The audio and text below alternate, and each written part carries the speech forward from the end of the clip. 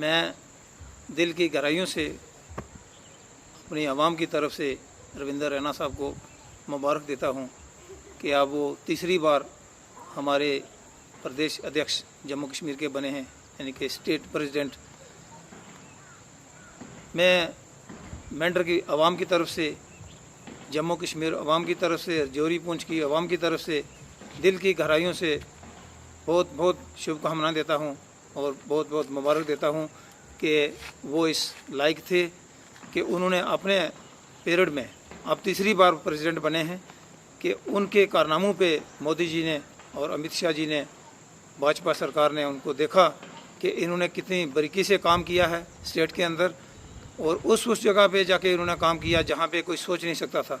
कश्मीर के अंदर इन्होंने ऐसा आंदोलन चलाया, आज वो लोगों को समझ आ चुकी है। जोरी पूंछ के अंदर उन्होंने ऐसा आंदोलन चलाया कि लोग समझ गए हैं। और मैं दिल की गहराइयों से मोदी साहब का और अमित शाह जी का शुक्रगुजार हूं और बहुत बहुत मुबारक देता हूं कि उन्होंने हमें फिर तीसरी बार पार्टी प्रेसिडेंट इनको बनाया।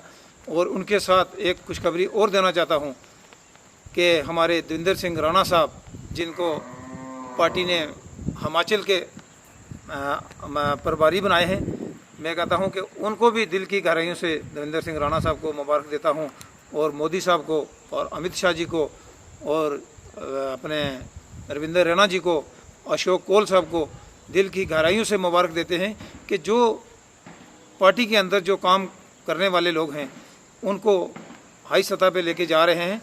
और लोग भी यही चाहते हैं कि देखिए कि लीडर वही होता है कि जिसके 24 घंटे आवाम के लिए दरवाजे खुले रहें।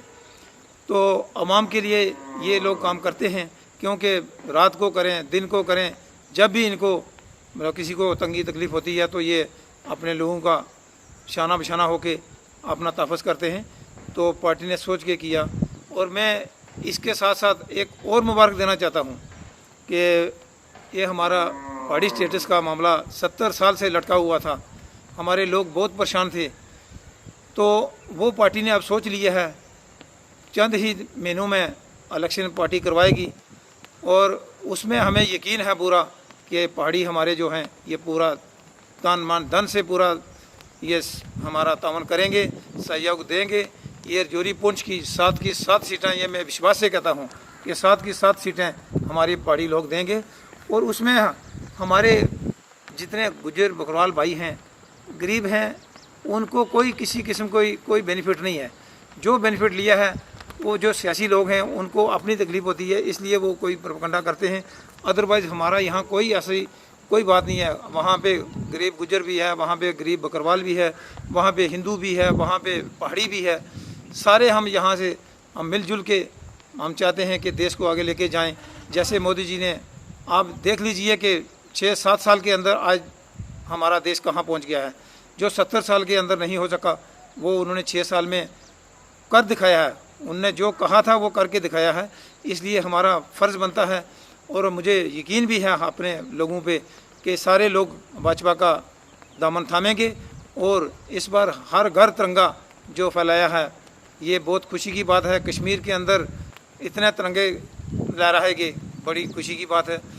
और मैं ये कहूँ कि जो हमारे पहाड़ी लोग हैं, आज तक एक सर्वे किया जाए कि 47 से लेके आज तक के पहाड़ियों ने सरहदों के ऊपर कितनी जानें कुर्बान की हैं, अपना आप गंवाया है और अपने बच्चों को कुर्बान किया है और देश की खातर वहाँ खड़े रहे, आज भी खड़े रहे।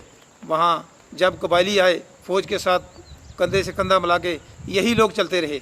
और ये नहीं, वहाँ उसमें गुज्जर भी थे, बकरवाल भी थे, लेकिन उसमें पहाड़ी ज़्यादा थे।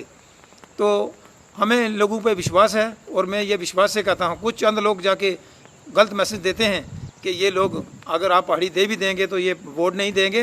मैं कहता हूँ कि मैं अपना सर कलम करा दूंगा अगर लोग वोट नहीं देंगे। आप पहाड़ी का एक बार घोषित होने दो, उसके बाद आप देख लेना कि पहाड़ियों की लहर कैसे गूंजती है। यही पहाड़ी लोग हैं जिन्होंने 10 साल पीडीपी के चीफ मिनिस्टर बना के रखे और 70 साल नेशनल कॉन्फ्रेंस को यहाँ सरकार का मौका दिया, वो यही पहाड़ी लोग थे।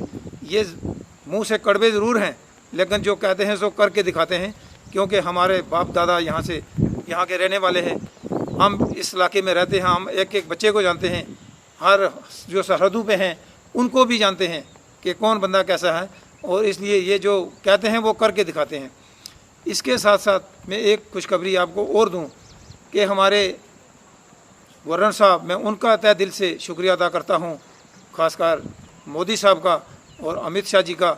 इन्होंने कमिटमेंट की थी जम्मू में हमारी बीजी से बल्लोई रोड जो है, हमारे एक मेंढर के शहीद अशोक चक्कर बाबू राम जी, उनके नाम पे रोड सेंक्शन हुई है, पैसा सेंक्शन हो गया। मैं दिल की गहराइयों से गवर्नर साहब का और मोदी साहब का, अमित शाह जी का, रविंदर रैना साहब का, देवेंद्र सिंह राणा साहब का, अशोक कोल जी का और हमारे एमपी हैं युगल किशोर शर्मा जी का, जिन्होंने यहाँ वादे भी किए और बताया और करके दिखाया। तो मैं दिल की गहराइयों से और अपनी आवाम की तरफ से उनको मुबारक देता हूँ कि उन्होंने ये प्रोजेक्ट सेंक्शन किया।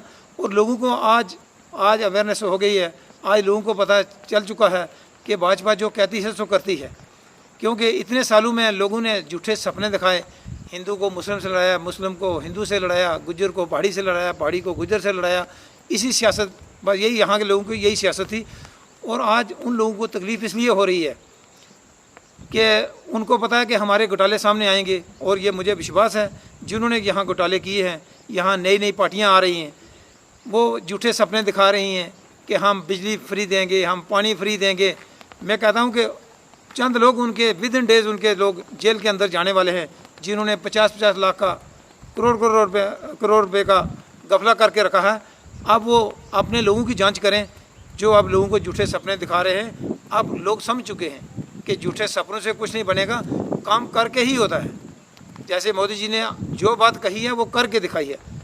कहते थे ना 56 सीना, कुछ लोग कहते थे कि हम देखेंगे, लेकिन उन्होंने 56 क्या, मैं कहता हूँ 76 इंच है, तो उन्होंने करके दिखाया कि जो बात उन्होंने कही वो करके दिखाई। तो अब लोगों का विश्वास बन गया है। और मैं अपनी आवाम को दिल की गहराइयों से मुबारक देता हूँ कि जो अपना तामुन कर रहे हैं। और हमारा एक ज़हन होना चाहिए कि हम अपने मुल्क के लिए, अपने देश के लिए, अपने समाज के लिए जान कुर्बान करनी पड़ जाए तो उस वक्त भी हम तैयार हो जाएं। कभी भी मुश्किलात आ जाए तो हम देश की खातर जैसे 47 में खड़े हुए, 71 में खड़े हुए, वैसे आज भी खड़े हो जाएं। अगर मुश्किल वक्त आ जाए तो हम देश के लिए शाना बशाना ये लोग खड़े होंगे, ये मेरा विश्वास है। और मैं इसी पे ख़त्म करता हूँ। जय हिंद, जय भारत।